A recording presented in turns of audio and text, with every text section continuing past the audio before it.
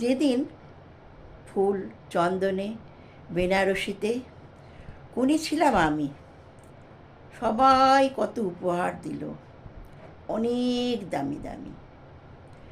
শঙ্খধ্বনিতে উলুধ্বনিতে দৃষ্টি বিনিময় হলো, একে অপরের সাথে মন হলো রাঙা। যেদিন স্মৃতি হলো রাঙা, তখন থেকে প্রেমিক বদলে গেল স্বামীতে। তখন মন ছিল দোদুল্যমান, কত স্বপ্ন নিয়ে প্রেমিক বরের সংসার করতে এলাম। মনে ছিল অগন্তি সাগরের ঢেউ, কত ছোট্ট ছোট্ট চাওয়া এক হয়ে আছড়ে পড়ত প্রেমিকার মনে, যেটা দেখত না তো কেউ। হঠাৎ সেই স্বপ্নের জাল গেল ছিঁড়ে, দেখলাম স্বামী অর্থে প্রভু নামের মানুষটা আমায় ধরল ঘিরে। প্রচণ্ড চঞ্চলতায় এদিক ওদিক তাকিয়ে খুঁজতে চাইলাম সেই প্রেমিকটিকে, না পেলাম না।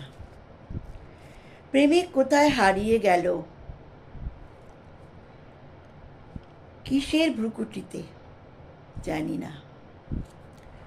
আমার মন যে সেই প্রেমিকটিকেই চায়, স্বামীকে নয়, কোনো প্রভুত্বকে নয়। তখন বুঝলাম সিথি রাঙা হলে বুঝি প্রেমিক হারিয়ে যায়, আর তখন স্বামী দখল করে নেয় তার সেই আসনটা। সিথি রাঙা হলে তার উপরে একটা সর্বপ্রকার অধিকারবোধ চলে আসে কর্তব্যবোধ, চলে যায় প্রেমিকার ভালোবাসা। বউয়ের মোড়কে আমার প্রেমিকার মন নিরবধি কেঁদে চলে। হে ভগবান, দাও না তুমি স্বামীর মধ্যে প্রেমিককে জুড়ে।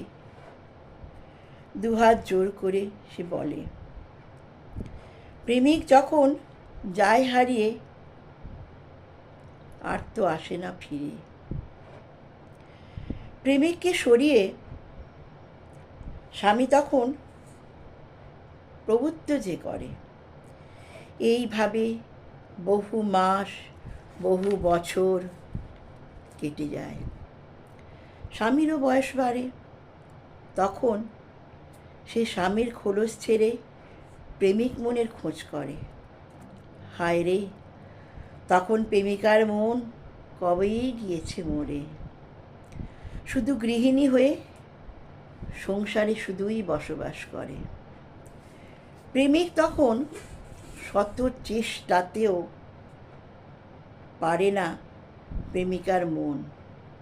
তাই তো বলি, সময় থাকতে বুঝে নাও কে প্রিয়জন। স্বামী হলো প্রভুত্বের আধার, আর প্রেমিক হলো ভালোবাসার আধার। তাই স্বামী হলেও প্রেমিকের বেষ্টনে ধরে রাখো।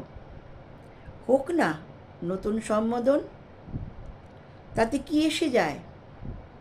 সারা জীবন মন থাকুক প্রেমিক প্রেমিকার একে অপরের শান্তির নীড়ের ছাওয়ায়।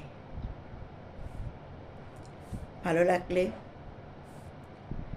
প্লিজ সাবস্ক্রাইব করবেন, শেয়ার করবেন, লাইক করবেন।